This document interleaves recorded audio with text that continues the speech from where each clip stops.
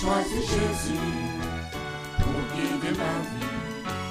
Mon bien-aimé Jésus, il est à moi, je suis à lui. J'ai choisi Jésus pour guider ma vie. Mon bien-aimé Jésus, il est à moi, je suis à lui. J'ai choisi Jésus pour guider ma vie. Mon bien-aimé Jésus. À Dieu, nous continuons notre série Béréen l'explorateur. On en était à l'histoire de Rahab dans Josué 2. Rahab qui cache les espions. Donc Josué envoie les espions à Jéricho et qui était entouré d'une haute muraille. Donc on va relire le texte puisque avant de passer au chapitre 3, on relit le chapitre 2. Josué chapitre 2. Josué, fils de Nun, fit partir secrètement de Sittim 2 espions en leur disant : allez examiner le pays et en particulier Jéricho. Ils partirent et ils arrivèrent dans la maison d'une prostituée qui se nommait Rahab, et ils y couchèrent. On dit au roi de Jéricho : voici des hommes d'entre les enfants d'Israël sont arrivés ici, cette nuit, pour explorer le pays. Le roi de Jéricho envoya dire à Rahab : fais sortir les hommes qui sont venus chez toi, qui sont entrés dans ta maison, car c'est pour explorer tout le pays qu'ils sont venus. La femme prit les 2 hommes et les cacha, et elle dit : il est vrai que ces hommes sont arrivés chez moi, mais je ne savais d'où ils étaient. Et comme la porte a dû se fermer de nuit, ces hommes sont sortis, j'ignore où ils sont allés. Hâtez-vous de les poursuivre et vous les atteindrez. Elle les avait fait monter sur le toit et les avait cachés sous des tiges de lin qu'elle avait arrangées sur le toit. Ces gens les poursuivirent par le chemin qui mène au gué du Jourdain et l'on ferma la porte après qu'ils furent sortis. Avant que les espions se couchent, Rahab monta vers eux sur le toit et leur dit : l'Éternel, je le sais, vous a donné ce pays. La terreur que vous inspirez nous a saisis et tous les habitants du pays tremblent devant vous. Car nous avons appris comment, à votre sortie d'Égypte, l'Éternel a mis à sec devant vous les eaux de la mer Rouge, et comment vous avez traité les 2 rois des Amoréens au-delà du Jourdain, Sihon et Og, que vous avez dévoués par interdit. Nous l'avons appris et nous avons perdu courage, et tous nos esprits sont abattus à votre aspect, car c'est l'Éternel, votre Dieu, qui est Dieu en haut dans les cieux et en bas sur la terre. Et maintenant, je vous prie, jurez-moi par l'Éternel que vous aurez pour la maison de mon Père la même bonté que j'ai eue pour vous. Donnez-moi l'assurance que vous laisserez vivre mon Père, ma mère, mes frères, mes sœurs et tous ceux qui leur appartiennent, et que vous nous sauverez de la mort. Ces hommes lui répondirent : nous sommes prêts à mourir pour vous, si vous ne divulguez pas ce qui nous concerne. Et quand l'Éternel nous donnera le pays, nous agirons envers toi avec bonté et fidélité. Voilà, donc nous avions insisté mardi passé sur le concept de trahison, que Rahab était en train de trahir son peuple de la pire manière, puisque il ne s'agissait pas juste d'héberger des espions qui passaient par là, ou bien des anti-Israël qui passaient par là. Non, ces gens-là étaient venus explorer pour attaquer et détruire Jéricho. C'est grave, c'est vraiment des espions qui viennent pour détruire. Ce n'est pas des espions qui passent par là. Par exemple, comme parfois on attrape des espions russes en France ou en Belgique, ils ne sont pas là forcément pour faire un complot, pour détruire. Mais ils sont là pour comprendre ce qui se passe. Mais alors que là, c'est comme si on est en période de guerre, on envoie des espions pour savoir où on cache les armes, où on cache telle chose, pour pouvoir mieux attaquer. C'est vraiment, là, c'est direct, quoi. C'est grave ce que fait Rahab. C'est une haute trahison. Mais qu'est-ce qu'elle dit? Nous avons compris que le véritable Dieu, c'est votre Dieu. Pourquoi je vais rester bêtement avec mon pays alors que j'ai trouvé la source de tout? Parce que quand on dit Dieu, ça va au-delà du pays, puisque c'est Dieu qui nous a créés. Ce n'est pas le pays qui t'a créé. Ce n'est pas tes parents qui t'ont créé, c'est Dieu. Quand tu reconnais que là se trouve le véritable Dieu, donc tu vas à la source de tout. Rahab, maintenant qu'elle a trouvé la source, pourquoi y renoncerait-elle? Elle a préféré trahir son pays. Et beaucoup de gens disent, j'ai trouvé Dieu, j'ai trouvé la source, mais restent fidèles à leur pays, à l'encontre de l'évangile. Je ne dis pas qu'on ne doit pas, si on est ministre, on est travailleur dans un pays, on doit respecter les engagements qu'on a pris, mais pas à l'encontre de Dieu. Et malheureusement, beaucoup de choses sont bloquées encore dans la vie de beaucoup de chrétiens, parce que d'un côté, ils disent, j'ai trouvé ma source, j'ai trouvé celui qui m'a créé. Mais quand il t'a créé avec un objectif. Maintenant, ce qui doit t'intéresser, c'est quoi? C'est trouver cet objectif-là. Mais qu'est-ce que nous on fait? On a trouvé la source, on a trouvé Dieu, mais on continue à être lié par des choses de son pays d'origine. La nourriture de son pays d'origine, la façon de faire de son pays d'origine, le nom de famille, les choses familiales. Et parfois, ça bloque carrément l'œuvre de Dieu dans notre vie. Ton passé, les amis du passé, et ça bloque l'œuvre de Dieu parce qu'on est incapable de trahir. Parce que le diable nous le dit. Le diable dit, mais là, ce que tu fais là, tu trahis ta famille, tu trahis ton frère, tu trahis ton ami. Et nous, on a honte de ce mot-là, on fait marche arrière. C'est pourquoi Jésus a dit, quiconque aime sa famille, ses enfants, sa mère, son père plus que moi, n'est pas digne de me suivre. Si quelqu'un n'est pas capable de faire comme Rahab, ce n'est pas la peine de suivre Jésus. On ne peut pas servir deux maîtres, donc il faut choisir. Et Rahab a choisi, et elle a fait le bon choix. Donc on avait insisté là-dessus la fois passée, mais je tenais à redire ça parce que parfois on cherche les explications à beaucoup de blocages dans nos vies. Certaines malédictions de la famille continuent à agir. Certaines malédictions du pays continuent à agir parce qu'on refuse de trahir le pays par rapport à certaines choses. On veut rester fidèle à notre culture par rapport à certaines choses. À partir de là, les choses du Seigneur ne peuvent pas fonctionner. Et on est bloqué et on finit par dévier. Combien de gens n'a-t-on pas vu, comme je ne sais pas si on l'a dit précédemment, mardi passé, répéter les mêmes erreurs de leur pasteur qu'ils avaient critiqué. Quand ils ont quitté l'église, ils ont critiqué le pasteur, ils ont critiqué la façon de faire de cette église-là. Mais quand eux-mêmes ils commencent le travail de Dieu, on retrouve les mêmes façons. Parce que au lieu de se laisser transformer à zéro, ils conservent tout ce qui était avantageux pour eux dans l'église même qu'eux-mêmes ils avaient critiqué. Ils conservent ça. À partir de là, on les retrouve faire les mêmes erreurs. Parce qu'on refuse toujours de trahir ce qu'on est, on refuse de trahir notre passé. L'œuvre de Dieu ne peut pas fonctionner pleinement. C'est pourquoi il est écrit, celui qui est en Christ est une nouvelle création.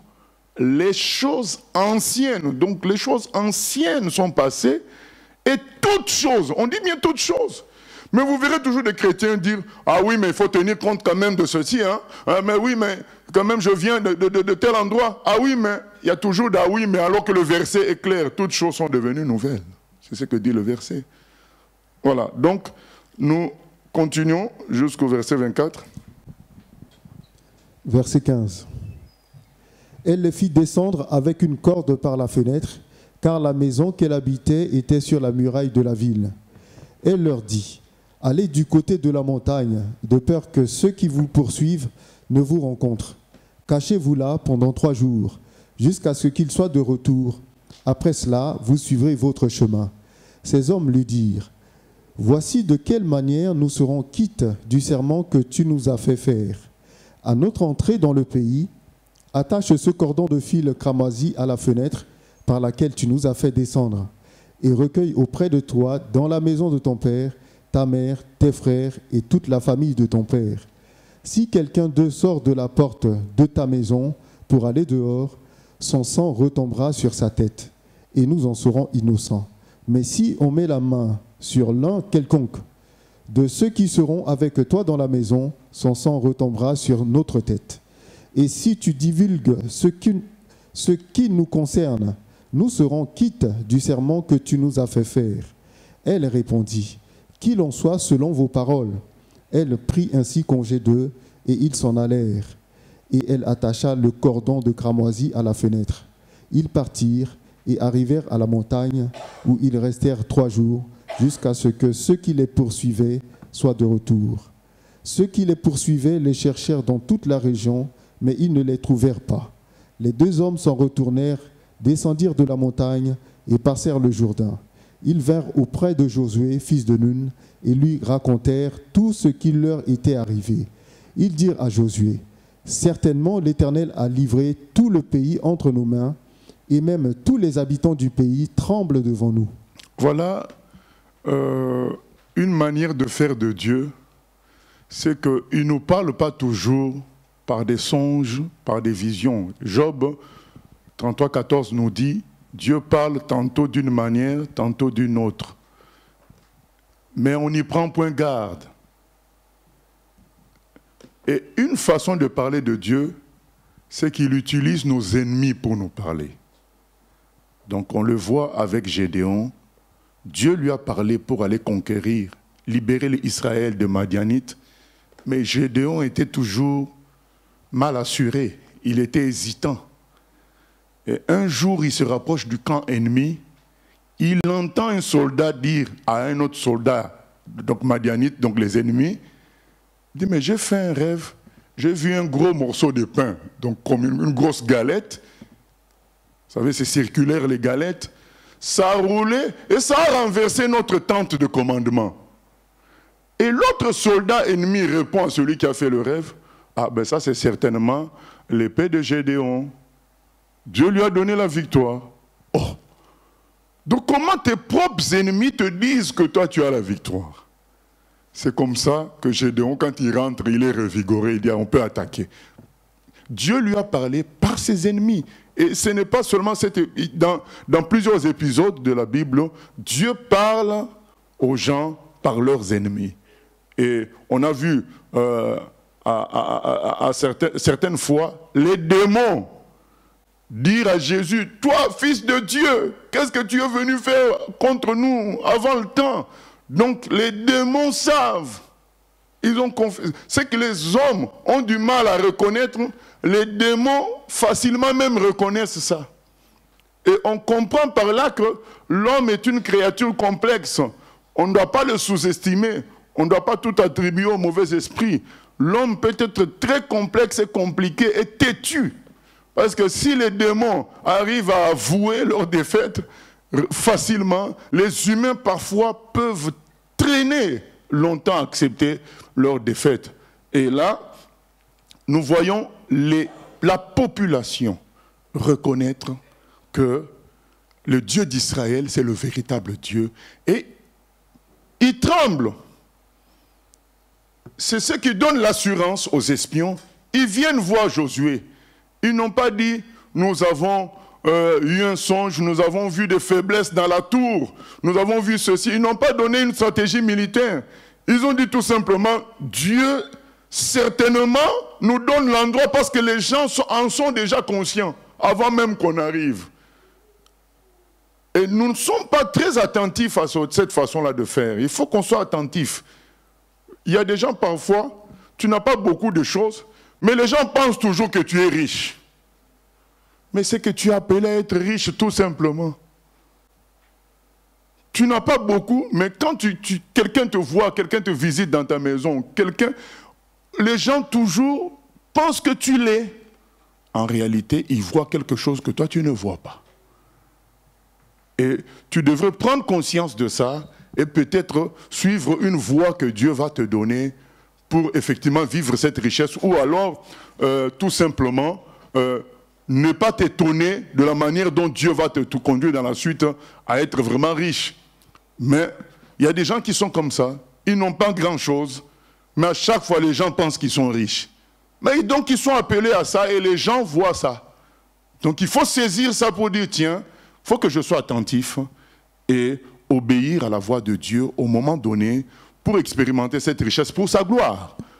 Ou bien savoir plus tard gérer les choses. Donc me préparer déjà à gérer les choses en tant qu'homme ou femme riche. Donc le Seigneur t'appelle à cela parce que les gens te le disent à tout moment. Toi tu dis mais je ne comprends pas pourquoi les gens pensent toujours que je suis riche. Mais parce que ça se sent. Et donc là, c'est Dieu qui parle. Dieu ne parle pas forcément par un songe, par une vision. Il peut parler par les autres. Même par ceux qui ne sont pas de lui. Et c'est le cas là. Les gens... eux-mêmes, ils tremblent. Et les espions viennent dire à Josué, eh bien écoute, Dieu nous donne l'endroit. Ce n'est pas parce que la tour est faible, la muraille a une ouverture, non. C'est tout simplement parce que nous avons vu les gens eux-mêmes trembler. Le Seigneur fait déjà un effet sur eux. Donc, à partir de là, nous savons qu'est-ce qui se passe. Et parfois, lorsque nous sommes très combattus, ça peut être le symbole que nous sommes en train de faire des ravages dans le camp ennemi. Je ne dis pas que c'est tout le temps ça, mais sachons interpréter les messages à un moment donné. Souvent, Dieu utilise le camp adverse ou bien les gens extérieurs pour nous parler, nous, pour qu'on se rassure qu'il y a quelque chose qui se fait et on va voir des gens s'agiter, s'énerver contre nous, ainsi de suite. C'est le Seigneur qui est en train déjà de faire l'effet sur le camp ennemi et à nous de prendre conscience et de nous laisser conduire jusqu'à la victoire. Deuxième chose que je voulais soulever, c'est Rahab. Je reviens encore sur Rahab. Rahab, c'était qui? Une prostituée quand même. Hein? Une prostituée. Et d'ailleurs, c'est ce qui explique aussi que les gens soient passés par elle. Parce qu'une prostituée reçoit n'importe qui. Mais nous nous souvenons du passage de Romains 5, là où le péché a abondé, la grâce a surabondé. Donc là où le péché abonde, la grâce de Dieu surabonde. C'est justement à cause de cet état de prostitution que les espions sont passés par là. Et là, cette dame-là reçoit le salut de Dieu. Ça montre combien notre Dieu est bon. Combien notre Dieu est bon. Moi, je l'aime à cause de ça. Il peut sauver les pécheurs, il peut sauver les malheureux. C'est pourquoi j'aime Dieu. Ce n'est pas un Dieu classement, les meilleurs avant, après le second. Non, c'est le Dieu de grâce. Il peut sauver n'importe qui. C'est pourquoi je l'aime. Une prostituée qui est sauvée. Ça, c'est notre Dieu. Maintenant, une question qu'on peut se poser. Mais pourquoi les autres n'ont pas cherché à être sauvés aussi? Parce qu'elle n'est pas la seule à reconnaître que le Dieu des Juifs, c'était le véritable. Elle n'était pas la seule. Les autres aussi tremblaient. Puisque quand elle parle au verset 10, « Car nous avons appris comment, à votre sortie d'Égypte, l'Éternel a mis à sec devant vous les eaux de la mer Rouge, et comment vous avez traité les 2 rois des Amoréens. Nous l'avons appris, verset 11, et nous avons perdu courage, et tous nos esprits sont abattus à votre aspect. Car c'est l'Éternel, votre Dieu, qui est Dieu en haut dans les cieux et en bas sur la terre. » Quand elle parle, elle dit « nous ».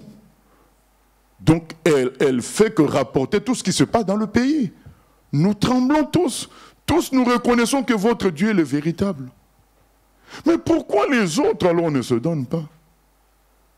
C'est la même question qu'on peut se poser aujourd'hui. Beaucoup de gens reconnaissent que Jésus est le chemin, la vérité, la vie. Beaucoup même vont dans les églises. Mais dans leur vie, quand on observe bien, on réalise qu'ils n'ont pas vraiment, comment dire, ce qu'ils reconnaissent là, c'est juste de la bouche. Mais ce n'est pas intérieur, parce que concrètement, ils n'abandonnent pas leur vie au Seigneur. C'est comme quelqu'un à qui on donne un chèque de 50 000 €. Il prend, il ne refuse pas. Il prend, mais après il se dit, oh, mais celui qui m'a donné, c'est un pauvre, il ne peut pas avoir 50 000.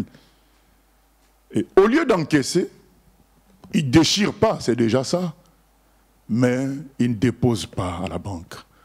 Parce qu'il n'est pas rassuré. Mais à quoi ça sert d'avoir pris le chèque et de ne pas mettre ça à exécution? À quoi ça sert? Beaucoup disent Jésus, Jésus, mais c'est eux-mêmes qui font le choix de leur avenir. Mais à quoi ça sert? Si tu dis que Jésus est Dieu, si tu dis qu'il peut tout, mais mets ça en action pour vivre sa gloire. Mais non, on ne déchire pas le chèque, on continue à prier, on continue à venir dans l'église, on continue même parfois à évangéliser, mais dans sa vie propre, on ne met pas en action le fait que c'est le Dieu Tout-Puissant qui s'occupe de moi. C'est-à-dire que quand on manque d'argent, on tremble, on pleure comme tout le monde, mais finalement, où est la différence? On fait ses propres calculs pour tout, mais où est le Dieu de gloire? Où est la différence? Si vraiment il est Dieu, qu'il intervienne. Vous savez, quand Gédéon a renversé le poteau de Baal, on est venu dire à son père et à sa famille, qui a fait ça? Certainement c'est quelqu'un de votre famille. Le papa savait que c'était son fils. Il a dit aux gens qui venaient se plaindre, les Israélites, mais pourquoi vous voulez défendre Baal? Si Baal il est vraiment Dieu, on vient de renverser son poteau. Mais qu'il nous tape, qu'il nous tue, puisqu'il est Dieu. Laissez-le se défendre lui-même. Mais on ne peut pas d'un côté dire qu'il est Dieu. On prie, on chante. Mais maintenant, quand il doit agir en Dieu, on l'empêche. Soi-même, on prend des décisions, on prend nos chemins, on s'autorise à avoir peur là où on doit lui faire confiance. Donc, finalement, en quoi il est Dieu? Je crois que c'est une grande leçon qui n'a pas changé dans l'humanité. Rahab n'était pas la seule à trembler. Il y avait plein de monde qui tremblait, mais Rahab seul a mis ça en exécution. Elle a dit, puisqu'il est Dieu, moi j'abandonne ma famille, j'abandonne mon pays, je trahis mon pays, parce que j'ai trouvé la source de tout, c'est lui. Donc j'abandonne tout et je mets ça en action. Bien-aimé, c'est extraordinaire. Quand est-ce que Rahab a mis le fil cramoisi? 10 jours après, ça m'a dépassé quand on lit ça. On lui dit de mettre un fil cramoisi pour que quand les Israélites vont venir, sa maison soit épargnée. Quand est-ce qu'elle met ça? Verset 21. Verset 21. Verset 21. Elle répondit, qu'il en soit selon vos paroles. Elle prit ainsi congé d'eux, et ils s'en allèrent, et elle attacha le cordon de cramoisi à la fenêtre. Tout de suite! La guerre, est-ce que ça allait se faire tout de suite? Non. Ces espions-là devaient déjà se cacher 3 jours. On a lu le texte, non? Donc il y avait 3 jours déjà de se cacher. Un certain nombre de jours pour retourner dans leur camp. Un certain nombre de jours pour que tout le monde vienne conquérir. Donc ça pouvait prendre environ 1 mois l'espace. Donc elle pouvait attendre, même quand eux ils allaient venir, elle allait savoir qu'ils viennent. Elle pouvait attacher en ce moment-là. Mais tout de suite elle attache. Bon, nous on ne fait que retarder le moment où on va donner notre vie totalement au Seigneur. On dit bon, ça sera demain. Quand j'ai dit donner, il y a des gens qui disent, oh, mais moi je l'ai déjà fait. Oui, mais nous on regarde les faits dans le concret. On voit les actions des uns et des autres. On voit comment les uns et les autres fonctionnent. Est-ce que vraiment c'est Christ sur qui tu te reposes pour ta nourriture, pour ton lendemain, pour tes enfants? On voit quand quelqu'un il a donné vraiment et quand quelqu'un n'a pas donné. Hein. On le voit, il y a des gens qui disent, après nos conseils, bon pasteur, d'accord, je donne mes enfants au Seigneur, je ne veux plus polémiquer. 2 semaines après, la personne vient encore, ah oui, mes enfants, il y a ceci, il y a mes enfants, cela, dans leurs problèmes. Moi j'ai dit, mais tu as récupéré? Ah oui, j'ai récupéré encore, voilà. D'un côté, il y a l'officiel, on reconnaît qu'il est Dieu, mais pour le laisser faire, on l'en empêche toujours.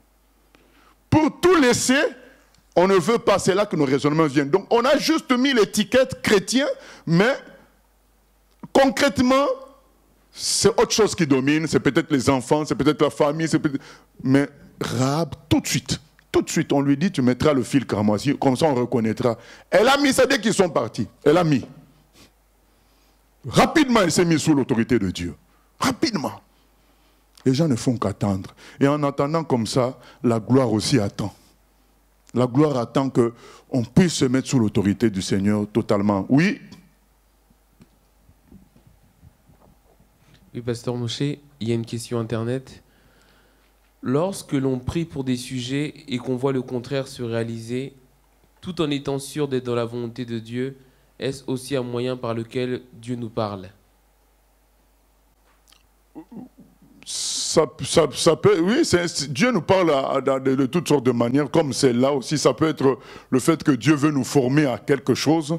On doit être attentif pour dire, Seigneur, certainement, cet échec est un enseignement. Quel est l'enseignement que tu me donnes à travers cet échec? Et souvent, les gens ne font pas cette prière-là. Ils se mettent à prier encore pour que l'échec, ça parte. Ils ne posent jamais la question, mais c'est quoi l'enseignement? Et Dieu est malheureux, parce que ça montre qu'on ne le considère pas. Toi, tu as prié pour recevoir A. Lui, il te donne B. Mais demande-lui pourquoi il te donne B. Tu ne lui demandes pas. Tu lui demandes seulement d'enlever le B et de redonner le A. C'est ce qui se passe. Ça montre que, donc, Dieu est bête, parce que tu lui as demandé A, il a donné B, et toi, tu ne discutes pas. Tu dis non, non, je t'ai demandé A. Donc, lui, il n'avait pas entendu avant. Tu dis non, non, non, non, je ne t'ai pas demandé B, je t'ai demandé A. Redonne-moi le A. Mais attends, il a bien entendu que tu as demandé le A. Il fallait lui demander, mais pourquoi il te donne le B? On ne demande pas. Obstiné, aveuglé par notre convoitise, on lui dit, change, donne-moi le A. Je ne veux pas le B. Mais non, mais il sait, il est intelligent, il est tout puissant. Il dit même qu'avant que tu pries, il sait ce que tu veux. Donc quand toi, tu ne demandes pas l'enseignement, Dieu dit, la personne se moque de moi. Je veux l'enseigner, elle ne demande pas l'enseignement, elle demande que le A. Il faut savoir, est-ce qu'il est Dieu ou il n'est pas Dieu? Il faut choisir. Il faut choisir. Rahab a choisi. Puisqu'il est Dieu, je trahis mon pays. Puisqu'il est Dieu, mon salut passe par le fil cramoisi, je le mets tout de suite.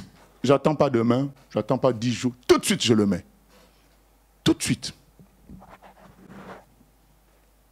Mais puisqu'il est Dieu, j'ai besoin de telle chose, je lui demande tout de suite. Je n'attends pas le dimanche au culte. Puisqu'il est Dieu, il peut m'entendre à tout moment. Il faut choisir. Et Rahab est un témoignage puissant. Puissant de ce que Dieu peut sauver le pire des pécheurs. Puissant de l'engagement de quelqu'un qui a compris.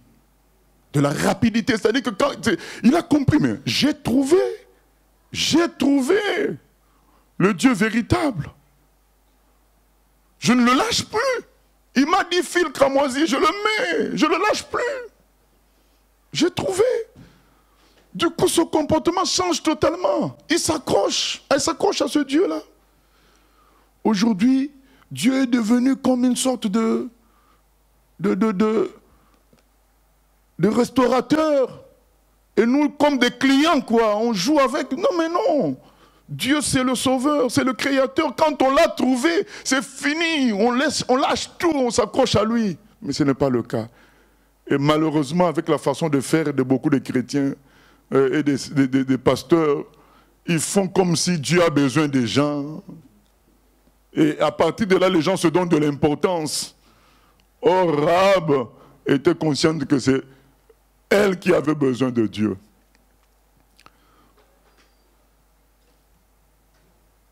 On peut aussi dire que Rahab, finalement, étant prostituée, elle n'avait rien à perdre. Elle était déjà un rebut de la société. Elle était déjà plus bas que tout. Donc, elle n'avait rien à perdre, elle n'avait qu'à recevoir le salut. Donc on suppose que les gens qui ont résisté, malgré le fait qu'ils ont vu que Dieu était Dieu, que le Dieu des Juifs était Dieu, ben ils avaient des choses à perdre. Ils avaient des maisons à perdre, ils avaient des positions à perdre. Alors malgré l'évidence, ils ont résisté.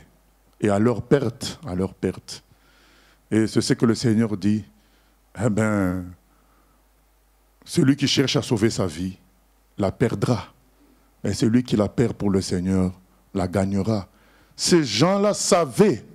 Souvent, beaucoup de gens disent « Ah oui, vraiment, l'enfer, ça va être violent, c'est grave, c'est dur. Comment Dieu peut laisser ça ?» Oui, parce que les gens savent que c'est Dieu, mais ils résistent. Là, on en a la démonstration. Rahab a dit que tout le monde savait que le Dieu d'Israël, c'est le Dieu des cieux. Mais ils ont dit, bon, on va lui opposer notre muraille quand même. On va voir s'il peut vaincre notre muraille. Ah, vous reconnaissez que c'est le Dieu des cieux? Qu'est-ce qu'une muraille devant le Dieu des cieux? Vous voyez, frère, j'ai dit, on est en train de réfléchir. On a dit, Rahab, étant prostituée, elle était déjà en position d'humiliation. Donc, elle pouvait encore s'humilier pour accepter Dieu. C'est pourquoi le Seigneur dit, on va lire le texte, ben, les prostituées nous dévanceront beaucoup de personnes, parce qu'elles sont déjà dans position d'humiliation, elles sont prêtes à s'humilier encore pour recevoir le Seigneur. Mais les gens qui ont des positions veulent conserver leur position et ne veulent pas les quitter pour le Seigneur. Mais il y a aussi un détail important. C'est que quand on dit Dieu est Dieu des cieux, on ne le voit pas quand même malgré tout. On peut dire Dieu, je crois en Dieu.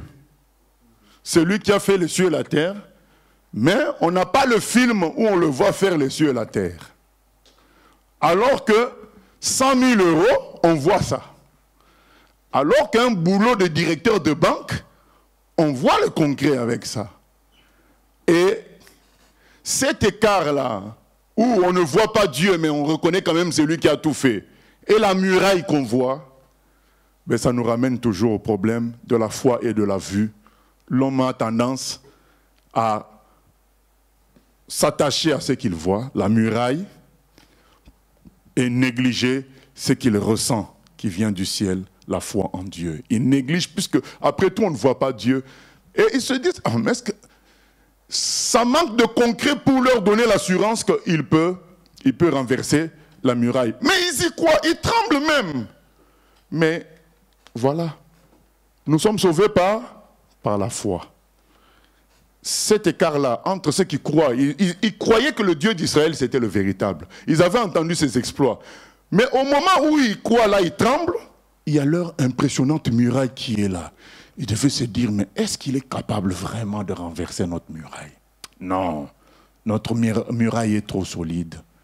Et c'est ainsi que beaucoup perdent parce qu'ils ne mettent pas ce qu'ils reçoivent du ciel dans leur cœur en action jusqu'au bout par manque de visibilité. Or, Dieu a décidé qu'on ne peut être sauvé que par la foi, pas par la visibilité. C'est la décision de Dieu, puisque Adam était dans la visibilité, il s'est perdu. Du coup, Dieu a décidé que désormais, ça ne sera plus par la visibilité, ça sera par la foi. Il fait exprès que nous croyions dans le cœur, que nous ressentions dans le cœur qu'il existe, qu'il est Dieu des cieux. Mais quand il veut voir que face à la réalité, on va le choisir lui. Les gens voyaient la muraille. Ils se disent, mais leur Dieu est tout puissant.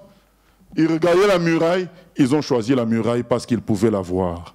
Et c'est ce qui se passe jusqu'aujourd'hui. Les gens vont préférer choisir ce qu'ils peuvent voir. Macron président, les chars de combat des Russes, les missiles américains, l'argent concret, un bon boulot. Voilà, tout ça c'est visible, mais Dieu on ne le voit pas, même si on croit, même si on ressent qu'il est là, mais on ne voit pas. Et finalement, on préfère ce qu'on peut toucher. Un enfant qui naît, on peut toucher. Abraham, on lui a dit, tu auras un enfant, mais ça fait 20 ans. Il a toujours cru jusqu'au bout. Il ne pouvait pas toucher, mais il croyait. Et on va préférer faire des méthodes pour toucher, des méthodes humaines. Et c'est ça qui perd les gens. Rahab est passée outre tout cela. Prostituée, elle a accepté la grâce de Dieu. Prostituée, elle a cru. Et on se dit, mais les sages, à quoi a servi leur sagesse? Les intelligents, tous ceux qui étudient les cellules, tous ceux qui étudient les atomes, à quoi leur servent tant de découvertes? C'est eux qui devaient le premier croire en Dieu, parce qu'ils voient des choses que nous, on ne voit pas. Quand tu réalises que dans une cellule, il y a des usines, dans une petite cellule qui est invisible à l'œil nu, il y a des usines à l'intérieur. Quand tu réalises que les microbes, quand ils entrent dans nos corps, les globules blancs, dès qu'ils les détectent, les globules blancs les poursuivent et les phagocytent, c'est-à-dire ils les mangent. Et comme ça, nous, on n'est plus malades. Quand tu penses à tout ça, et tu restes non-croyant, mais c'est quand même la folie, quoi. C'est de la mauvaise foi, tout simplement. Oui. Oui, pasteur. Alors, on a bien compris que Rahab est bien disposée et qu'elle est entière. Alors, je me pose la question. Elle a fait cavaler les méchants pour protéger les serviteurs, mais elle a quand même menti, quoi. On voit que Dieu loupe pas. Par exemple, on a vu dimanche avec le prophète, le jeune. Dieu ne nommait pas les moindres détails avec quelque chose qui peut paraître insignifiant. Voilà, il a fait l'impasse sur ce passage biblique. Là, je ne sais plus le nom du prophète. Et bon, ben voilà, le lion, il n'a pas loupé. Du coup, là, alors, qu'est-ce qu'on doit penser dans notre vie? Parfois, on dit oui, mais j'ai menti, mais c'était pour la bonne cause, parce que là, il y avait... Voilà, on pense discerner qu'il y a un plan de Dieu derrière. Mais alors là, qu'est-ce qu'on peut dire? Non, déjà, Rahab n'est pas comme nous, alors, puisque nous, on a déjà Christ, on connaît la loi, on connaît... en fait, Rahab n'est pas juive. Donc, on ne peut pas l'appliquer, dire, bon, elle a menti. Dieu ne nous demande pas d'imiter le mensonge, mais d'imiter l'attitude. Le jeune prophète a bien reçu la parole de Dieu. Et il a admis que c'était la parole de Dieu. Le jeune prophète a résisté face au roi. Parce que comment nous on sait que Dieu lui avait dit ça? C'est quand le roi lui a proposé de rester, de venir manger et de recevoir le cadeau. C'est lui qui dit non, je ne peux pas le faire parce que Dieu m'a dit ça, ça, ça. Mais donc, les serviteurs... mais Rahab n'a pas reçu la loi qui dit tu ne mentiras point. C'est une étrangère. Mais les serviteurs sont au bénéfice de ce mensonge qui fait que ça leur laisse le temps de fuir. Mais eux, ils savent. Ça fait partie des difficultés qu'on retrouve dans la Bible avec Jacob et Ésaü, la façon dont la maman et Jacob mentent pour que... Mais nous, ce qu'on retient, c'est que la volonté de Dieu s'accomplit. Maintenant, ce n'est pas une exhortation à mentir dans notre cas. Mais ce que nous, on retient, c'est que la volonté de Dieu s'accomplira toujours. C'est ça qui est le plus important. Nous, ce qu'on retient de Rahab, c'est qu'elle a été prête à trahir son peuple pour entrer dans le salut de Dieu. Et elle a pris des risques pour cela, puisqu'on pouvait l'attraper et la tuer. Donc ça, c'est un troisième élément que je cite. Donc, on a cité le fait qu'elle était prostituée, la grâce de Dieu. L'état de prostituée, ça l'humiliait. On a cité le fait qu'elle a mis en action ce qu'elle disait. Elle disait que Dieu est le Dieu des cieux. Face à la muraille, elle a choisi le Dieu invisible, quand même. Et troisièmement, qu'est-ce que je viens de dire encore? Elle a, je dis... Non, voilà, c'était elle a mis le cramoisi tout de suite, voilà. Donc c'est troisièmement, elle a mis le fil cramoisi, c'est ça le deuxièmement. Elle a mis le fil cramoisi tout de suite. Et là, elle a pris des risques. Troisièmement, elle a pris des risques.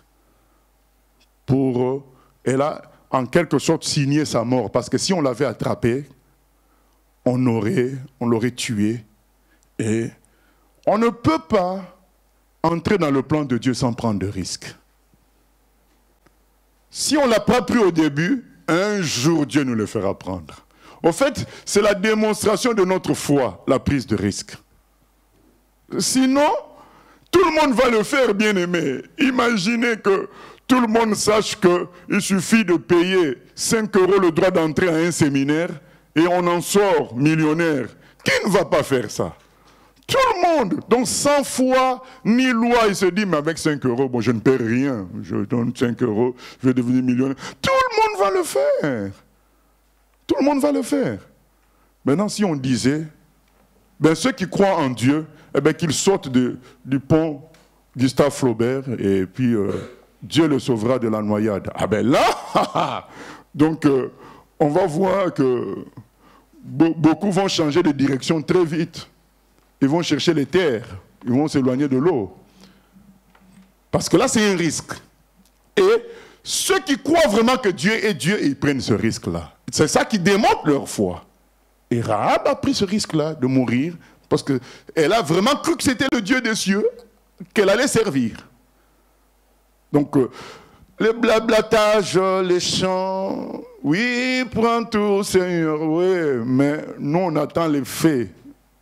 C'est ce qui est écrit dans 1 Jean 3, n'aimez pas seulement en parole, mais en acte. En acte et en vérité. Ça viendra pour nous tous. Où Dieu dit, ben là, on va voir si tu crois en moi. Hein. Ça va arriver à tout le monde. Oui, quelqu'un voulait poser une question. Oui, excuse-moi, pasteur, je voulais rebondir sur le jeune prophète et le vieux prophète par rapport à dimanche. Lorsque le jeune prophète a reçu qu'il ne devait pas s'arrêter, etc., mais qui, confronté au vieux prophète qui lui dit qu'un ange lui a parlé, le fait que tu puisses dire à un aîné ou à un responsable, mais moi Dieu m'a parlé comme ça, je pense que c'est ça. Est-ce que ça ne fait pas aussi prétentieux ou orgueilleux ou je ne sais pas quoi? Parce que tu expliques que là, le jeune prophète, il ne devait pas s'arrêter. Mais comme le vieux prophète, il lui dit, mais moi, il y a un ange qui m'a parlé, est-ce qu'on ne peut pas dire, mais c'est un aîné, je l'écoute, quoi. Entre l'aîné et Dieu, c'est Dieu toujours qui doit dominer. Oui, mais même si toi, tu as la conviction, est-ce que le fait de dire à l'aîné, à ton aîné, mais non, moi, je pense que... Non, il faut qu'on fasse la différence entre conviction et conviction. Parce que ce n'est pas la même chose. Donc on sait plus ou moins les gens quand ils disent Dieu m'a parlé.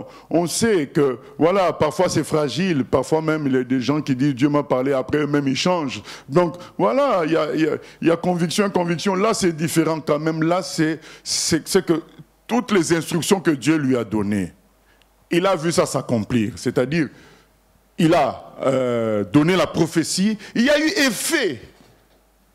C'est pourquoi justement quand on lui dit « il reste », il dit « non, Dieu m'a déjà dit tout ce qui allait arriver jusqu'à maintenant, c'est pourquoi il m'a enjoint de ne pas rester si quelqu'un me propose ».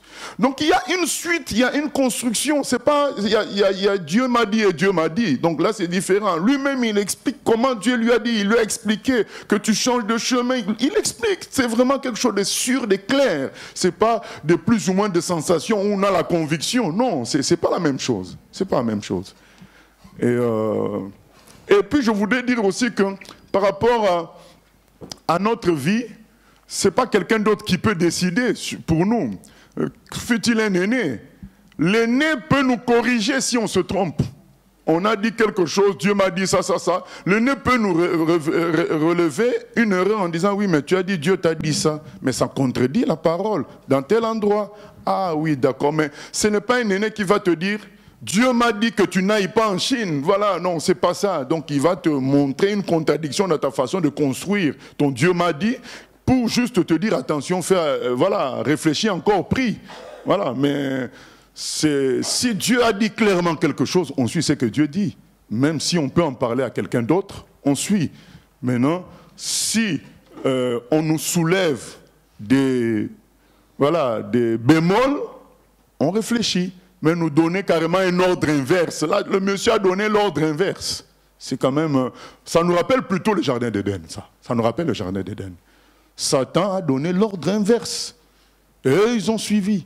Et dans le but aussi de rivaliser avec Dieu. Voilà. Oui, pasteur. Toujours par rapport à l'histoire du jeune prophète et du vieux prophète, je voulais savoir pourquoi est-ce que la Bible ne mentionne pas le fait que le vieux prophète a quand même utilisé le nom du Seigneur pour mentir et tenter le jeune prophète jusqu'à sa mort. Enfin, pourquoi est-ce que la Bible ne nous dit pas que le Seigneur a été fâché contre lui et il a simplement puni le jeune prophète? On comprend pourquoi, mais pourquoi le jeune prophète n'a pas été puni dans ce cas-là? Pourquoi le vieux prophète n'a pas été puni? Voilà, le vieux prophète, mais peut-être que sa punition sera encore plus grave. Mais déjà, lui, il avait une grosse punition. Dieu n'était plus avec lui. Hein. Il restait un has-been là dans le milieu. C'est d'ailleurs ça qui a donné la jalousie de voir qu'il y a un jeune prophète qui vient. Lui, Dieu ne l'utilise plus. Il a voulu le faire chuter. Donc c'est ainsi qu'aujourd'hui, il y a des caciques dans le milieu chrétien. Dès qu'ils ont repéré un jeune chrétien qui... que Dieu semble amener à 100%, ils vont vouloir te prendre pour te donner la mauvaise direction. Parce qu'ils sont jaloux de ta sincérité, jaloux de ta fidélité, jaloux de ta foi, jaloux de ta détermination. Moi, je me souviens quand j'étais venu à Rouen, il y a des serviteurs de Dieu d'un certain âge qui m'avaient accueilli. Je leur avais partagé ma vision avec le Seigneur. On a discuté. La réponse qu'ils m'ont dit, bon, tu es jeune, c'est pourquoi tu es encore... voilà. C'est des gens qui vont vouloir te décourager, alors que ce que tu dis est biblique. Ah, mais si tu es jeune, tu as encore de la force, tu as encore ceci.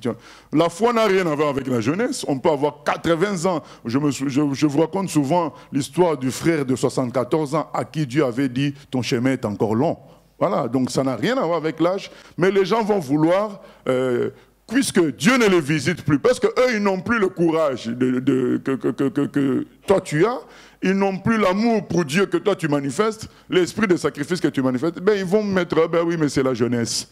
Voilà, donc ce monsieur était déjà puni, puisque Dieu ne le visitait plus. Et Dieu va utiliser un jeune prophète dans son camp en lui. Donc tu es dans une ville, il y a un problème qui se passe, on vient prendre un jeune prophète qui vient de là, un inconnu, qui vient régler ça, alors que toi, le vieux prophète, était là. Jalousie, il a voulu la chute du... Je crois que sa punition va être très grave, mais on ne montre pas. Mais Dieu veut parler à qui? Dieu veut parler à ses enfants. Que nous sommes, attention, quand tu es sur la bonne voie, ne te laisse pas avoir par des conseils de vieux prophètes dans le sens contraire de ce que moi j'ai dit dans la parole. Il nous prévient, nous, ses enfants. Il s'intéresse à nous. Mais les vieux prophètes auront leur punition, très très grave. Oui. Les mauvais vieux prophètes, hein, parce qu'on peut être vieux et peut-être bon prophète. Il ne faut pas qu'on fuit l'âge maintenant. Oui. Mais Dieu l'utilise quand même, ce vieux prophète, pour annoncer au jeune prophète ce qui va lui arriver après. Oui, oui, il fait ce qu'il veut. Donc il ne l'utilisait plus, mais là, il annonce quand même ce qui va lui arriver par rapport à sa désobéissance. Oui, oui, il l'utilise là, comme il avait utilisé la personne que Saül était parti consulter, quelqu'un qui fait des fétiches, et il a fait venir comme un visage de Samuel, comme un esprit qui était Samuel. Bon, donc c'est un passage compliqué. Mais ce que nous, on peut retenir de ça, eh bien, le moyen sale que Saül a voulu utiliser pour son avenir, ben Dieu utilise ça pour le juger, pour le dire, voilà, le même moyen que tu utilises, j'utilise ça pour te dire que c'est fini pour toi. Voilà. Et donc Dieu peut faire ça pour dire, mais voilà, je te le dis en face, tu t'es trompé, tu n'as pas écouté ma parole. Mais je pense aussi que Dieu le fait aussi pour le vieux prophète, parce que lui aussi va connaître son jugement. Donc il dit, mais de la même manière, c'est implicitement, hein, de la même manière que je juge le jeune, toi tu es déjà jugé, c'est fini pour toi, puisqu'il passe par sa bouche, quoi, donc il en est conscient. Voilà. Donc, pour finir, encore un exploit de Rahab. Elle pense à toute sa famille.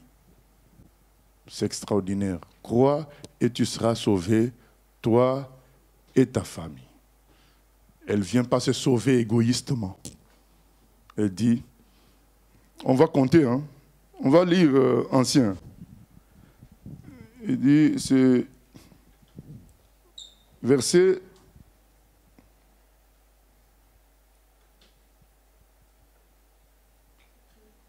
13. Oui, on va lire verset 13. Donnez-moi l'assurance que vous laisserez vivre mon père, ma mère, mes frères, mes sœurs et tous ceux qui leur appartiennent, et que vous nous sauverez de la mort. Voilà, tout le monde, mon père, ma mère, mes frères, mes sœurs, je me sacrifie. En quelque sorte, Rahab dit, je me sacrifie pour eux. Je veux... Jésus nous dit cette phrase-là, un jour on en a parlé, je crois, dans une réunion d'équipe. Je me sanctifie pour eux. C'est-à-dire, je me prive.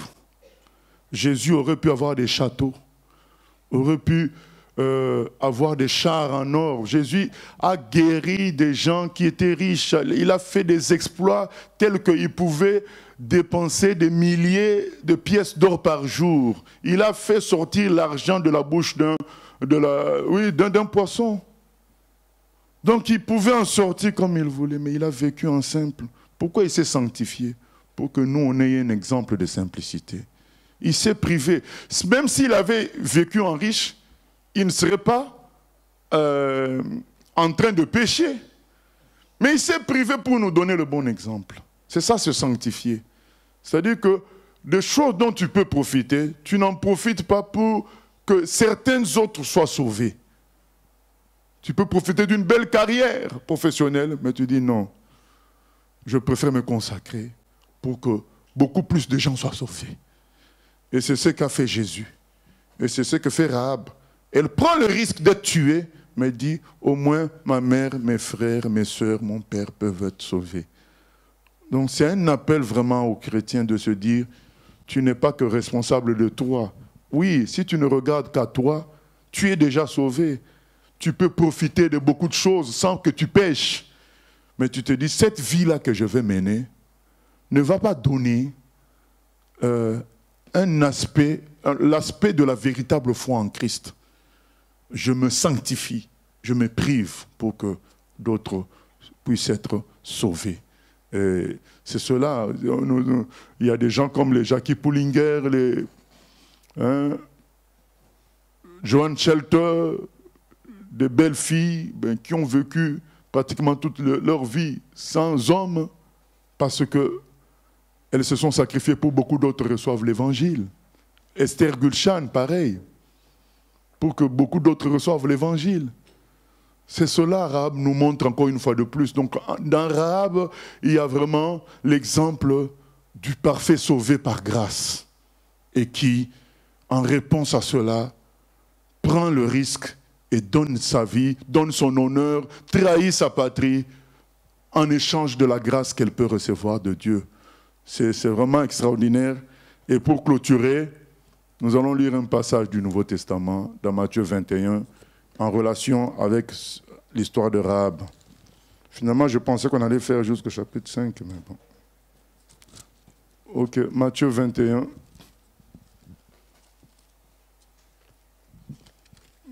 Je crois le verset 31.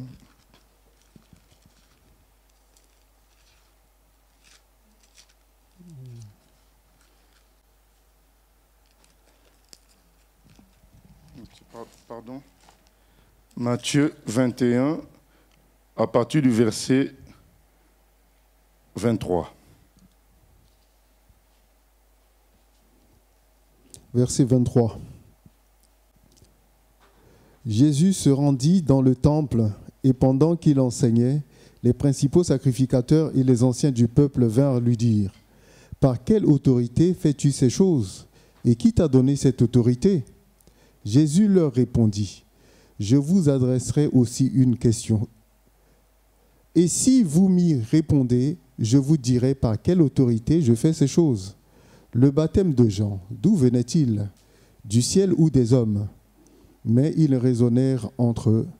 Si nous répondons du ciel, il nous dira : pourquoi donc n'avez-vous pas cru en lui ? Et si nous répondons des hommes, nous avons à craindre la foule, car tous tiennent Jean pour un prophète. Alors ils répondirent à Jésus : nous ne savons. Et il leur dit à son tour : moi non plus, je vous dirai par quelle autorité je fais ces choses. Moi non plus, je ne vous dirai pas. Moi non plus, je ne vous dirai pas par quelle autorité je fais ces choses? Alors, bien-aimés, ces gens-là, ils ne viennent pas dire à Jésus, ton enseignement est faux, tu t'es trompé dans tel endroit. Leur problème, c'est quoi? Qui t'autorise à faire ça? Parce que pourquoi? Parce que quelque part, c'est eux les caciques, les vieux politiciens. Donc, tu ne peux pas venir sur notre territoire, tu fais des choses, mais est-ce que nous t'avons pas demandé la permission? Ah, mais qui t'autorise? Donc, c'est la même chose qu'on voit aujourd'hui. Il y a des gens aujourd'hui, ils peuvent reconnaître que tout ce que tu dis est vrai, mais après, ils vont t'attaquer sur un point inutile. Mais pourquoi tu roules à vélo? Un exemple. Mais qu'est-ce que ça a à voir avec ce que je prêche? Il y a même quelqu'un qui a dit, mais quand il est dans sa voiture, il ne sourit pas. Mais qu'est-ce que ça a à voir avec ce que la personne prêche? Qu'il sourit dans sa voiture ou pas? Donc vous voyez que c'est la mauvaise foi. Donc les gens reconnaissent que ce que Jésus prêche est vrai. C'est pourquoi, au lieu de venir, au lieu d'accepter ça, c'est comme s'il y a un accident, toi tu viens, il y a 3 ou 4 blessés graves, il y a déjà un médecin sur place qui s'occupe d'un blessé. Toi tu viens, tu laves l'autre, tu arranges, tu aides, tu permets de faire survivre certaines personnes. Et le médecin qui était là aussi à côté dit, mais de quelle autorité tu fais ça maintenant? Quelqu'un fait du bien, il sauve les gens. Au lieu d'en profiter, d'être content, tu commences à dire, de quelle autorité tu fais ça? Non. C'est ce qui se passe aujourd'hui. Même quand les gens savent que ce qu'on fait est vrai, ils vont chercher la petite bête. Parce que leur problème, c'est que pourquoi c'est toi qui fais ça? Pourquoi pas moi? Pourquoi pas un autre? Mais c'est la grâce de Dieu qui fait tout ça.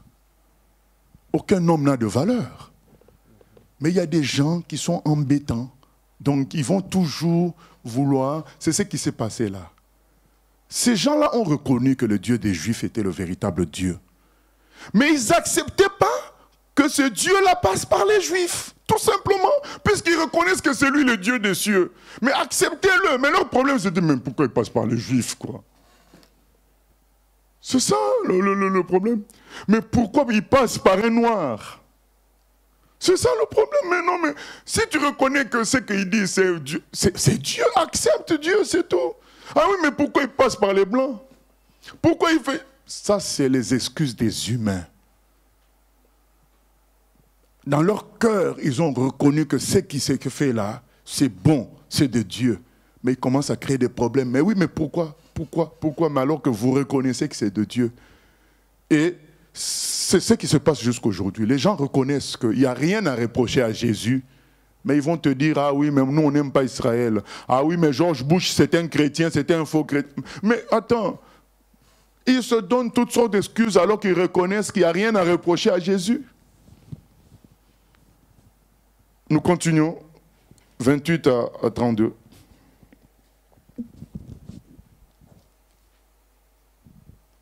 On repart dans... Matthieu 21 toujours. Matthieu 21, 28. Parce que là, il y a une séparation dans notre Bible, mais à l'original, il n'y a pas de séparation. Là, l'histoire continue. Verset 28. Que vous ensemble, un homme avait 2 fils, et s'adressant au premier, il dit, « Mon enfant va travailler aujourd'hui dans ma vigne. » Il répondit, « Je ne veux pas. » Ensuite, il se repentit et il alla. S'adressant à l'autre, il dit la même chose. Et ce fils répondit, « Je veux bien, Seigneur. » Et il n'alla pas. Lequel des 2 a fait la volonté du Père? Ils répondirent, « Le premier. » Et Jésus leur dit, « Je vous le dis, en vérité, les publicains et les prostituées vous devanceront dans le royaume de Dieu. Car Jean est venu à vous dans la voie de la justice, et vous n'avez pas cru en lui. Mais les publicains et les prostituées ont cru en lui, et vous, vous avez vu cela. Vous ne vous êtes pas ensuite repentis pour croire en lui. » Amen. Jésus dit, voilà, beaucoup de gens traînent dans les églises, mais il y aura des prostituées, des publicains qui vont se convertir à la dernière minute, qui vont les devancer, parce qu'eux, ils vont vraiment tout donner.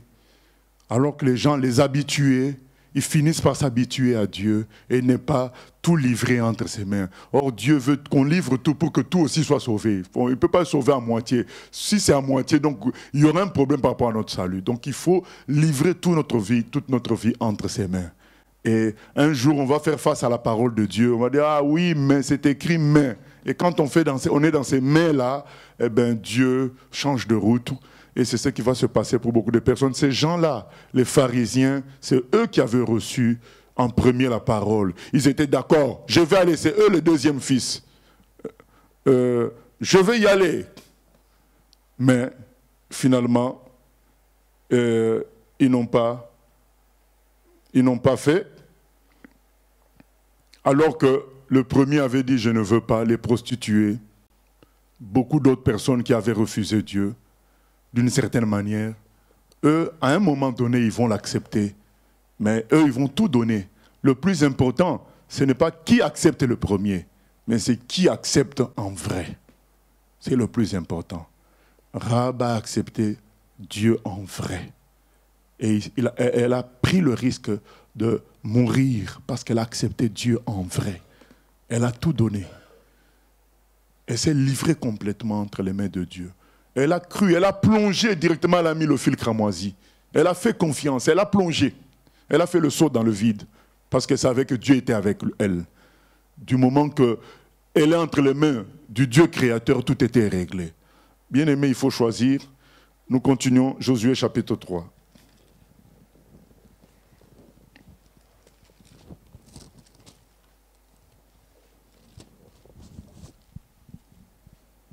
Chapitre 3. Josué s'étant levé de bon matin, partit de Sittim avec tous les enfants d'Israël. Ils arrivèrent au Jourdain, et là, ils passèrent la nuit avant de le traverser. Au bout de 3 jours, les officiers parcoururent le camp et donnèrent cet ordre au peuple. Lorsque vous verrez l'arche de l'alliance de l'Éternel, votre Dieu, portée par les sacrificateurs, les Lévites, vous partirez du lieu où vous êtes, et vous vous mettrez en marche après elle. Mais il y aura entre vous et elle une distance d'environ 2000 coudées. N'en approchez pas. Elle vous montrera le chemin que vous devrez suivre, car vous n'avez point encore passé par ce chemin. Josué dit au peuple, « Sanctifiez-vous, car demain l'Éternel fera des prodiges au milieu de vous. » Et Josué dit aux sacrificateurs, « Portez l'arche de l'alliance et passez devant le peuple. » Ils portèrent l'arche de l'alliance et y marchèrent devant le peuple. L'Éternel dit à Josué, « Aujourd'hui, je commencerai à t'élever aux yeux de tout Israël, afin qu'ils sachent que je serai avec toi comme j'ai été avec Moïse. Tu donneras cet ordre aux sacrificateurs qui portent l'arche de l'alliance. Lorsque vous arriverez au bord des eaux du Jourdain, vous vous arrêterez dans le Jourdain. » Josué dit aux enfants d'Israël, « Approchez et écoutez les paroles de l'Éternel, votre Dieu. » Josué dit, « À ceci, vous reconnaîtrez que le Dieu vivant est au milieu de vous, et qu'il chassera devant vous les Cananéens, les Hétiens et les Éviens, les Phéréziens, les Girgasiens, les Amoréens et les Jébusiens. Voici l'arche de l'alliance du Seigneur de toute la terre va passer devant vous dans le Jourdain. Maintenant, prenez 12 hommes parmi les tribus d'Israël, un homme de chaque tribu. Et dès que les sacrificateurs qui portent l'arche de l'Éternel, le Seigneur de toute la terre, poseront la plante des pieds dans les eaux du Jourdain, les eaux du Jourdain seront coupées, les eaux qui descendent d'en haut, et elles s'arrêteront en un monceau. Le peuple sortit de ses tentes pour passer le Jourdain, et les sacrificateurs qui portaient l'arche de l'alliance marchèrent devant le peuple. Quand les sacrificateurs qui portaient l'arche furent arrivés au Jourdain, et que leurs pieds se furent mouillés au bord de l'eau, le Jourdain regorge par-dessus toutes ses rives tout le temps de la moisson.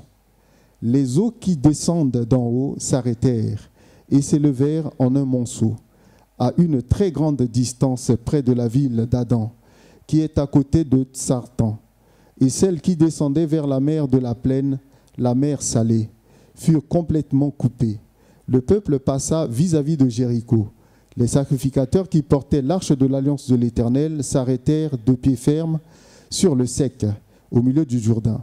pendant que tout Israël passa à sec, jusqu'à ce que toute la nation ait achevé de passer le Jourdain. Amen. Donc là, ils doivent passer le Jourdain pour après attaquer Jéricho. Et au verset 2 et 3, c'est écrit, au bout de 3 jours, les officiers parcoururent le camp et donnèrent cet ordre au peuple. Lorsque vous verrez l'arche de l'alliance de l'Éternel, votre Dieu, portée par les sacrificateurs, les Lévites, vous partirez du lieu où vous êtes et vous vous mettrez en marche après elle. Amen. C'est qui parle là? Les prêtres. On dit, qui a donné l'ordre? C'est les prêtres qui viennent de donner l'ordre. C'est les officiers, les gens de l'armée. Ce sont des gens de l'armée qui donnent l'ordre suivant. Il faut regarder à l'arche. Et qui s'occupe de l'arche? C'est qui? C'est les Lévites, les prêtres. Donc les gens de l'armée ont conscience que ce n'est pas une guerre humaine où c'est leur stratégie, intelligence qui va intervenir pour régler les choses. C'est Dieu qui va montrer l'orientation. C'est pourquoi beaucoup ils viennent dans l'œuvre de Dieu avec un bac plus 28, ils se disent, bon, on va faire ceci, on va faire... Oh frère, ce n'est pas une question de bac plus machin, c'est une question d'orientation de Dieu. C'est par la prière et par l'autorité divine que Dieu fait fonctionner son Église. Même si c'est un jeune de 23 ans qui dirige l'Église, c'est par l'autorité qu'il y a sur lui que Dieu va parler, en priant, Dieu va nous diriger. Ce n'est pas une question de stratégie humaine. C'est les officiers qui parcourent le camp.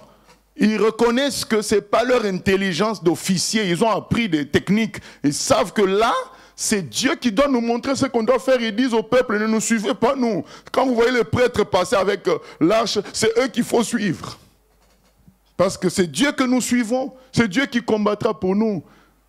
C'est très important, bien aimé. Vous savez, quand on n'a pas de moyens, on a tendance à dire, je veux suivre Dieu.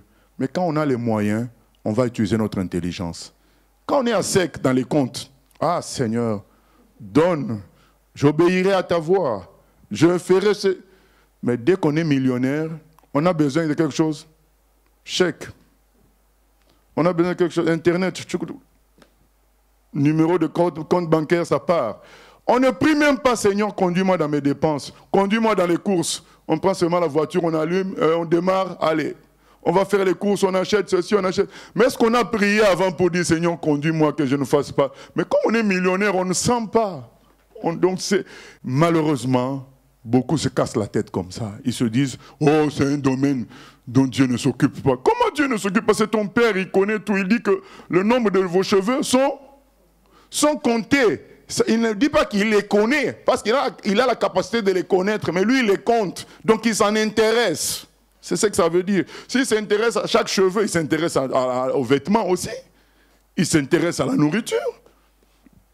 Donc, on peut chaque jour prier qu'il dirige tous ces domaines-là, qu'il dirige notre façon de faire.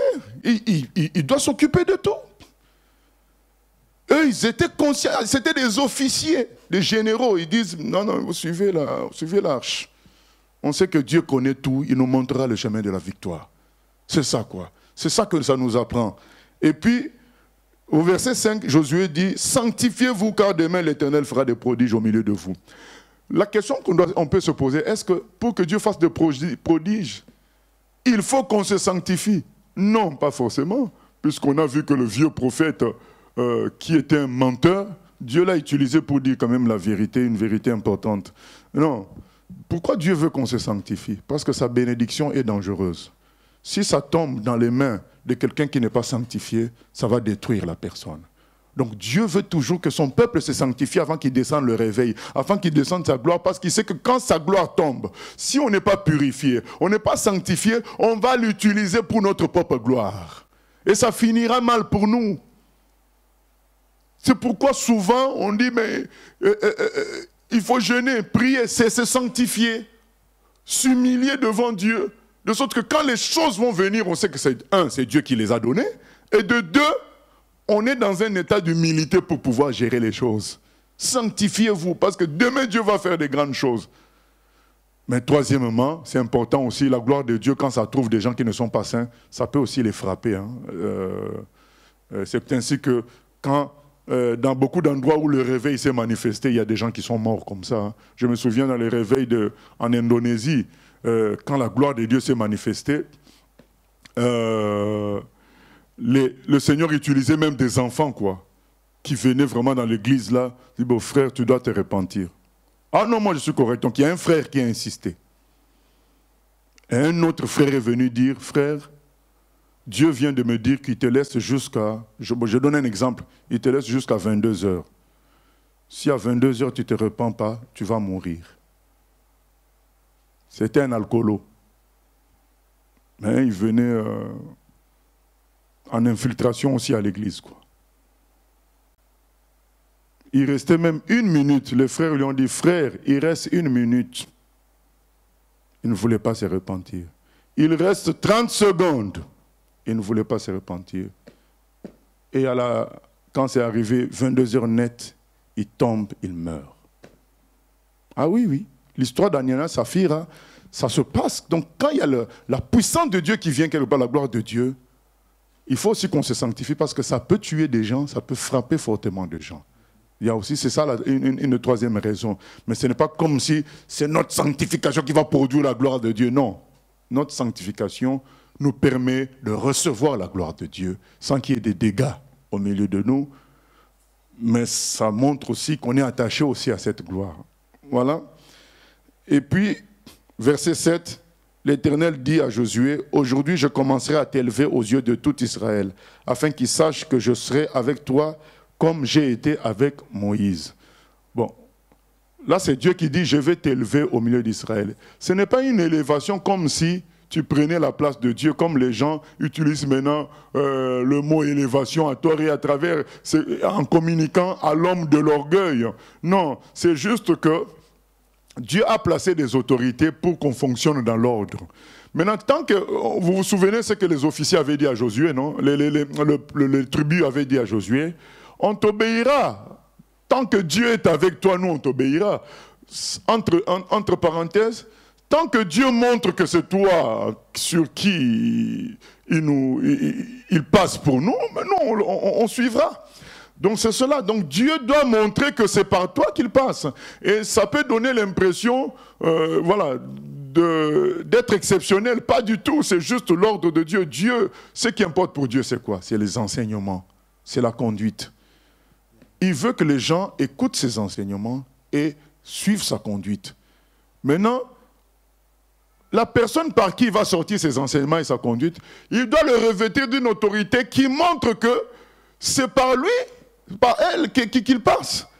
Et c'est ce que Dieu dit à Josué, je vais t'élever pour que les gens voient que c'est par toi que je passe. Et quand tu vas leur donner les enseignements, quand tu vas les rappeler à l'ordre, pour qu'ils écoutent, pour qu'ils te respectent. C'est dans ce but-là, pour que les gens écoutent et respectent ce que Dieu va faire à travers, Dieu va donner comme enseignement et remise à l'ordre par la personne. Ce n'est pas pour élever la personne n'est rien du tout. C'est l'ordre de Dieu qui importe. Dieu a établi cette personne pour donner les enseignements, donner la conduite à suivre, et il va faire en sorte que les gens voient qu'il est avec lui.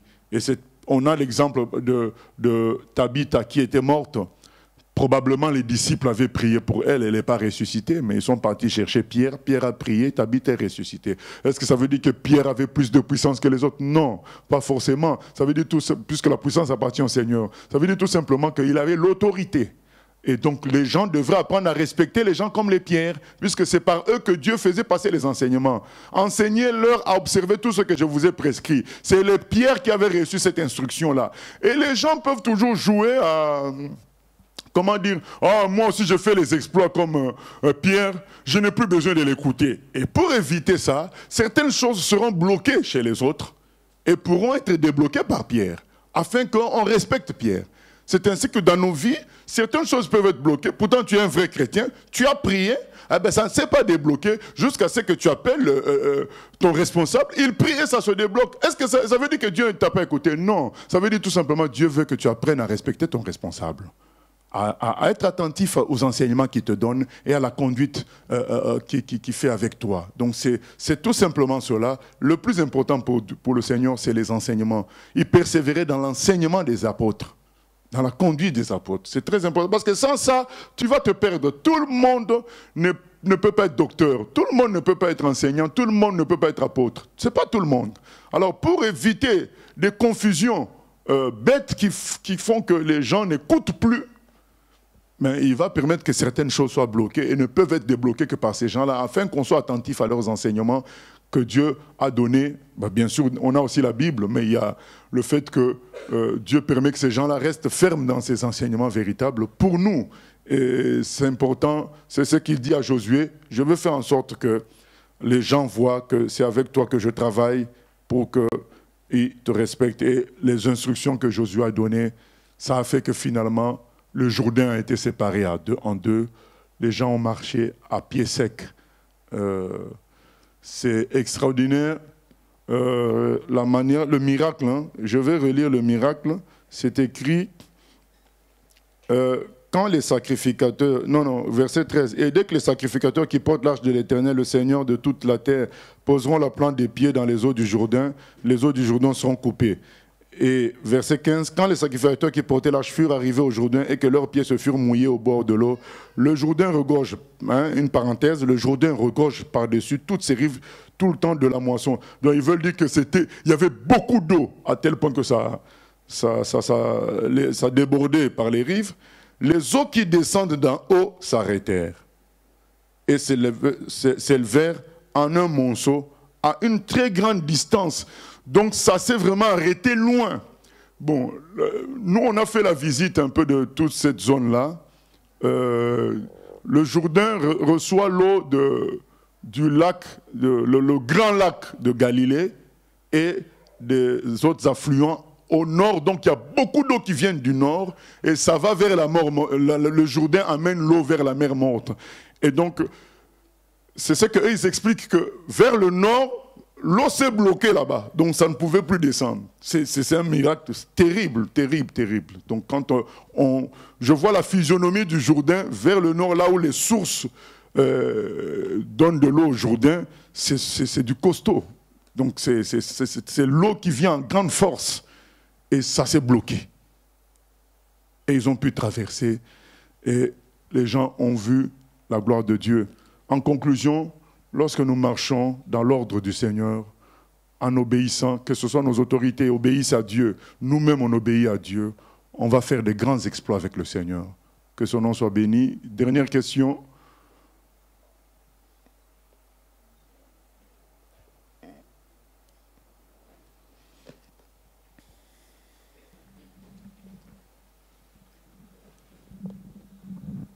Mais en fait, il y a plusieurs questions Internet, comme c'était des questions qui n'avaient pas de lien avec l'étude. Donc je ne sais pas, est-ce que je les pose maintenant, tu finis ta conclusion? Oui, rapide. Non, on a fini. Première question, pasteur, faut-il parler en langue pour certaines situations et machinalement, ou faut-il attendre le désir du parler en langue monter en nous pour telle ou telle situation? Il n'y a pas de situation, on fait ce qu'on veut. Hein. Le parler en langue est un don. La prière, quand on doit prier en langue, c'est un don. On peut en user comme on veut. C'est nous-mêmes qui faisons, puisque c'est un don dont on peut en user, on en use comme on veut. Maintenant, il n'y a pas de situation, c'est le Saint-Esprit qui nous conduit. Voilà. Bonsoir, pasteur. Qu'est-ce qu'investir dans l'œuvre de Dieu, ou dans quoi investir pour l'œuvre de Dieu? Tout. S'investir, c'est mettre l'œuvre de Dieu en priorité, mettre Dieu en priorité. Dire à Dieu, je suis disposé à ce que tout en moi, tout dans ma famille, vous savez, de la même manière que Dieu sauve tout.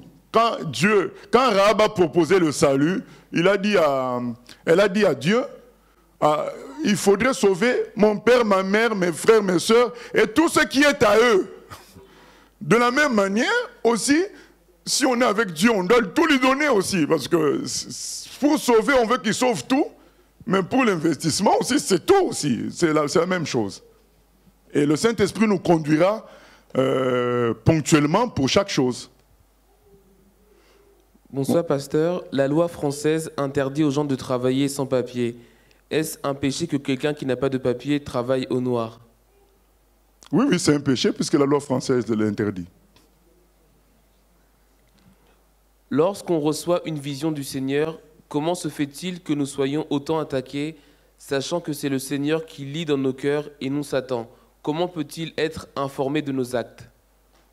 Informé de nos actes, il le voit. Hein. Bon, peut-être que je ne sais pas, est-ce que la question c'est vraiment nos actes? Si c'est nos actes, ben Satan voit nos actes comme nous aussi on les voit. Bon, je pense que le sens de la question, c'était quand on reçoit une vision de Dieu, on sait entre nous et Dieu, mais comment Satan, lui, peut être au courant, puisque il déploie peut-être des moyens pour nous attaquer pour... Oui, il faut savoir qu'il y a des choses que Dieu fait en public sur terre, ou en cachet sur terre, mais en public, en esprit, dans le monde spirituel. Et le troisième niveau, c'est que ni sur terre, ni en esprit, c'est visible, c'est caché pour tout le monde, et pour Satan et les démons, et pour les anges, c'est caché aussi pour les humains sur terre. Il n'y a que toi et lui qui savaient. Donc, là, si Satan nous attaque, c'est que Dieu a fait un exploit dans le monde spirituel, et eux, ils ont vu que toi, tu es le choix de Dieu, Dieu a fait quelque chose avec toi, et il t'attaque, toi tu ne comprends pas, parce que ça n'a pas été visible dans le monde physique. Donc, mais ça a été visible dans le monde spirituel. Mais il y a d'autres cas où ce n'est pas visible dans le monde même spirituel. Comment faire quand on veut prier, mais étant une femme, on n'a rien pour se couvrir la tête? Comment agir? Faut-il quand même prier? Ah, bien sûr, on prie. On prie. Peut-on considérer... Puisqu'il n'y a pas... mais mon conseil serait de s'accrocher à n'importe quel tissu qu'on peut voir à côté. Hein. C'est ça mon vrai conseil. Mais si on se retrouve vraiment avec rien, on prie. Il n'y a pas de souci. Le voleur à la croix, il n'a pas été baptisé. Hein. Peut-on considérer que Judas a commis le blasphème contre le Saint-Esprit? Oui. Parce qu'il avait l'évidence de Dieu à côté de lui. Il n'a pas accepté ça. C'est le blasphème contre le Saint-Esprit. Le blasphème contre le Saint-Esprit, c'est quand Dieu est évident envers nous, vis-à-vis de nous, et qu'on résiste à ça, c'est le blasphème. Au fait, c'est ce qui s'est passé à Jéricho. Dieu était évident pour eux. Mais ils ont résisté. C'est curieux. Moi, ça, sincèrement, je vous partage. C'est mon plus grand mystère. Je dis que c'est la première question que je poserai au Seigneur. Pourquoi les gens refusent le Seigneur? Quand c'est évident comme ça, je ne comprends pas. Eux-mêmes, ils ont dit que le Dieu des cieux est avec vous. Mais ils ont refusé quand même.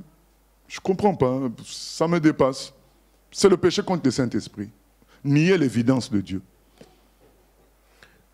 C'est la dernière question. Que veut dire prendre autorité dans la prière? Merci beaucoup. Donner des ordres. Voilà, c'est ça, prendre autorité. Être dans une position où on donne des ordres. On n'est pas là à dire, Seigneur, par exemple, une situation arrive, ton enfant n'arrive pas à dormir. On peut prier, Seigneur, fais qu'il ait la paix, qu'il dorme bien, mais aussi on peut prendre l'autorité en disant, j'ordonne à tout esprit qui perturbe mon fils de sortir de cette maison, de sortir de sa vie. On prend autorité, on donne des ordres. Voilà. Ok, mais nous remercions le Seigneur pour le travail qu'il fait avec Josué. Dans Josué, on a Josué chapitre 2, 3, et le peuple qui suit.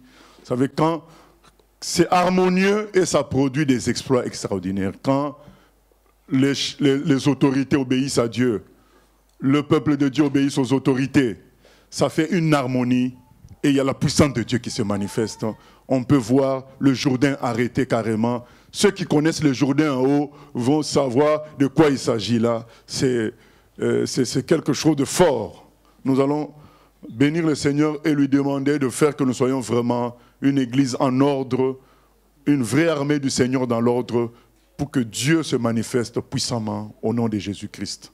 Seigneur, nous venons prier afin que tu nous aides à être obéissants à ta voix, obéissants à ta parole, que nous soyons dans l'ordre, Seigneur, afin que tu te manifestes puissamment à travers tes serviteurs, à travers nos responsables, Seigneur, qui soient obéissants à ta parole, obéissants à ta voix, et que nous soyons obéissants à leurs instructions conformément à ta parole, afin que l'ensemble puisse être clairement reconnu par les gens de l'extérieur comme quelque chose qui vient de toi, Seigneur. Comme les gens de Jéricho avaient reconnu que tu étais au milieu de tes enfants. Parce qu'ils ont dit qu'ils les voient. Ils voient ça en eux. Donc ils voyaient la gloire en eux. Ils voyaient la gloire. Oh Seigneur, merci Seigneur de nous aider aussi à prendre l'exemple sur Rahab, qui a vraiment tout livré, qui a pris le risque de mourir parce qu'il a reconnu le véritable Dieu. Ce n'est peut-être pas une question théorique, mais c'est devenu une réalité pour elle, tellement qu'elle a accroché tout de suite le fil, parce que c'était une réalité, ce n'était pas un concept dans la tête. Elle a accroché le fil tout de suite, parce qu'elle savait que tu étais le Dieu Tout-Puissant. Oh Seigneur, que nous puissions vraiment accrocher le fil tout de suite. Lorsque nous lisons les promesses dans la Bible, Seigneur, dès qu'on les a lues, qu'on prie tout de suite pour que ça s'accomplisse, Seigneur. Qu'on n'attende pas le dimanche ou le vendredi ou je ne sais quel jour. Qu'on prie tout de suite quand on les a lus dans ta parole, comme Rahab, qui a accroché tout de suite, Seigneur. Aide-nous aussi, Seigneur, à, même dans des questions matérielles, à obéir à la voix du Saint-Esprit. Même s'il faut faire les courses, comme les officiers qui étaient des experts en armée, en stratégie militaire, ils ont demandé au peuple de suivre l'arche. L'arche symbolise le Saint-Esprit qui nous conduit, Seigneur. Que même pour les courses, pour nos dépenses, pour nos achats, nos investissements, que nous puissions prier afin que tu nous conduises. Est-ce qu'on doit acheter une maison ou pas? Que nous ne puissions pas nous précipiter parce que le marché est bon, Seigneur. Mais que nous puissions écouter la voix du Saint-Esprit. Pour tout, Seigneur. Pour les choses, parce que tu t'occupes de tout en nous, Seigneur. Au nom de Jésus.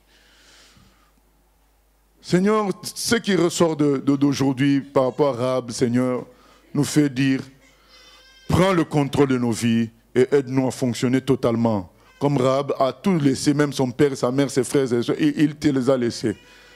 Nous, on veut aussi te laisser tout.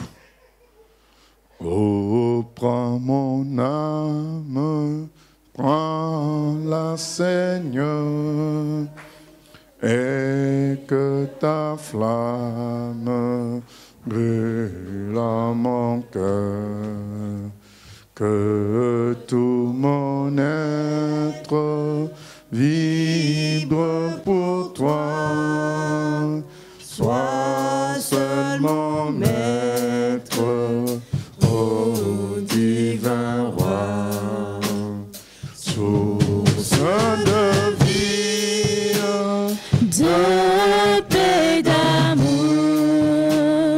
vers toi je crie la nuit, le jour, entends ma plainte, sois mon soutien, calme ma crainte, toi mon seul bien. Source de vie, Source de vie, de paix, d'amour, vers toi je crie, la nuit, le jour, entends ma plainte, sois mon soutien, calme ma crainte, toi mon seul bien. Merci Seigneur de prendre tout et de nous aider à t'intéresser à tout dans nos vies. Même ce qui paraît facile, que nous-mêmes on peut résoudre, mais qu'on comprenne que ta main, quand ça touche quelque chose même de facile, ça fait de plus belles choses que nous, Seigneur. Aide-nous à trouver le bon emploi pour nous. Aide-nous, Seigneur, pour ceux qui font des études, à prendre la bonne filière. Nous voulons t'intéresser désormais à tout. Nous ne voulons pas nous priver de tes grâces excellentes, par ignorance ou par négligence. Que tu donnes les bonnes orientations aux enfants, les bonnes orientations d'études. Merci Seigneur de nous donner les bonnes orientations par rapport à toutes les décisions que nous avons à prendre. que nous écoutions les conseils des officiers. Suivez l'arche. À toi la gloire, la louange, au siècle des siècles, au nom de Jésus. Amen. Gloire à Dieu.